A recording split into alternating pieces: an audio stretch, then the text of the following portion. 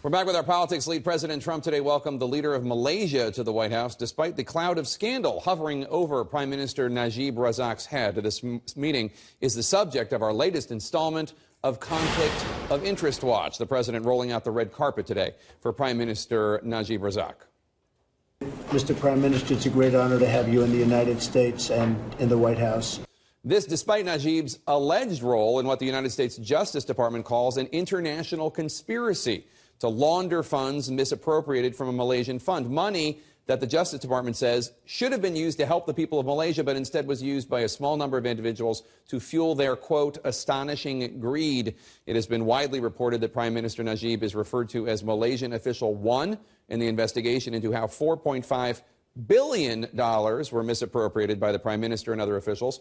As part of its investigation into the funds being laundered, the Justice Department is currently seeking $1.7 billion in assets, including an interest in the movie Dumb and Dumber 2, a condo in New York City, diamond jewelry, a painting by Picasso, and a $260 million mega yacht called the Equanimity. The Prime Minister has repeatedly denied any wrongdoing. Thank you very much, Mr. President, for your invitation.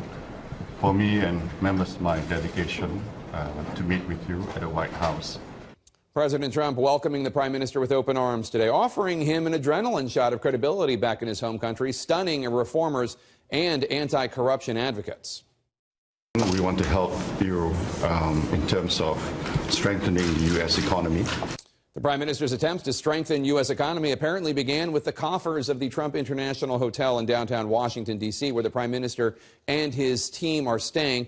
Many good government groups say that the president taking profits still from foreign governments is a clear violation of the U.S. Constitution's Emoluments Clause, which bans such gifts for a president from foreign leaders. Now, President Trump had said he would donate profits from foreign leaders to the U.S. Treasury, but in the spring, the Trump Organization told Congress it would not engage in any thorough or comprehensive attempt to follow through on the pledge, calling it impractical and saying it, quote, would impede upon personal privacy and diminish the guest experience of our brand. Just minutes ago, the White House was asked about the appropriateness of the Prime Minister staying at the president's for-profit hotel in the midst of a U.S. Justice Department investigation. We certainly don't book their hotel accommodations, so I couldn't speak to the personal decision they made about where to stay here in D.C. White House Press Secretary Sarah Sanders also said she did not think the hotel stay was in any way an attempt to curry favor with the president. This with our panel. Amanda, the idea that lawyers in the White House were talking about Jared Kushner resigning because he had these meetings with Russian officials, that's surprising.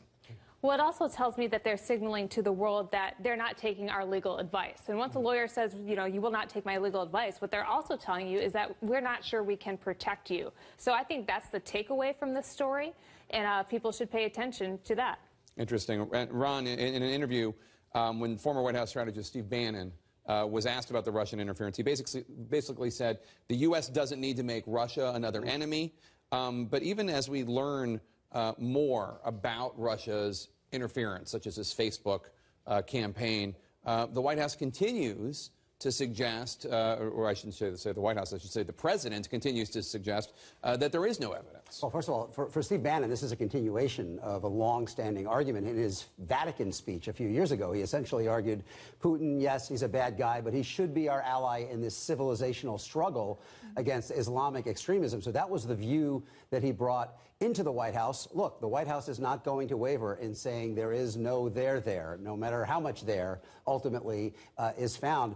It's hard to handicap criminal investigations the same way we watch a political campaign or a legislative fight. There's a lot that we don't know at any given moment, but this is churning on, and you can see the anxiety among some of the president's defenders. I want to talk about voter fraud and the president's voter fraud commission. You're a former Secretary of State of the great state of Missouri.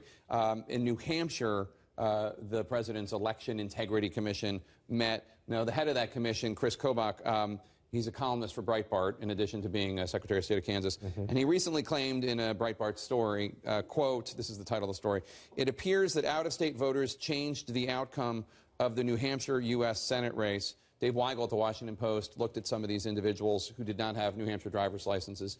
Within an hour, he said he was able to find 4 that were college students in New Hampshire and thus didn't have New Hampshire driver's licenses but were legally able to vote.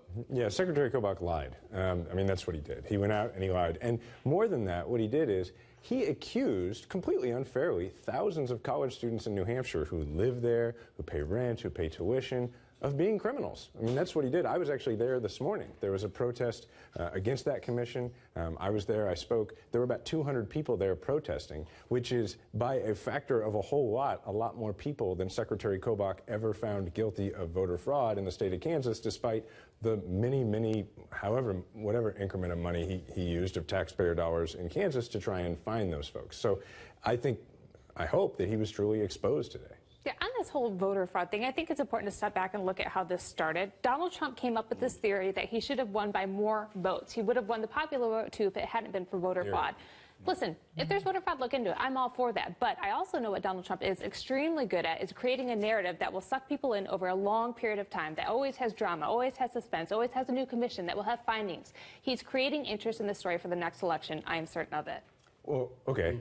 The other way to look at that is that he told a really big lie. Right. The biggest lie. 3 to 5 million But now illegal you'll have votes. a commission that will tell us more and keep us on the hook to find out more. That's Yeah, where that's I'm getting really a into how bad he thing. gaslights America over and over again. Right. I think, see, my point is, like, that's really bad because that means... I don't think she's saying it's good. Yeah, no, I I'm understand. just saying this is I wasn't what trying it to is, argue. everybody. I wasn't trying to argue. Sure. I was just like, let's stop and think about how bad that is. I mean, that means that the biggest lie in my argument, in my mind, that a sitting president has ever told was met with a presidential commission of theatrics to try and justify the lie. But why it works is people are worried about it, and Democrats dismiss it, and that just adds more fuel to the fire. Also, this is not just kind of a neutral good government argument. I mean, you know, as the court said about the North Carolina law, they talked about surgical precision aimed at minority voters. It is a diversifying country. You have in Trump a candidate who relied on whites for 90% of his votes in a rapidly diversifying country. He was looking at approval ratings among non-white voters under 20%.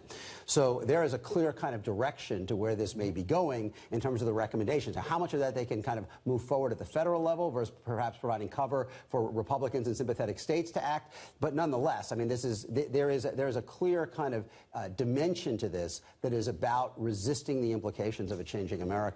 Jake, you mentioned I'm a former Secretary of State. I was the chief election official in the state of Missouri. It has a Republican supermajority. I have seen the GOP voter suppression playbook up close. It has 3 steps. Step 1, undermine faith in American democracy. Step 2, create obstacles to voting. Step 3, create obstacles to the obstacles. The commission is step 1. It is convince the American people that American democracy doesn't work so that they can then take laws that make it harder to vote and spread them all over the country. And you're right, that is the core of the Trump re-election strategy. We're going to take a quick break. Stick around. We have lots to talk about, including the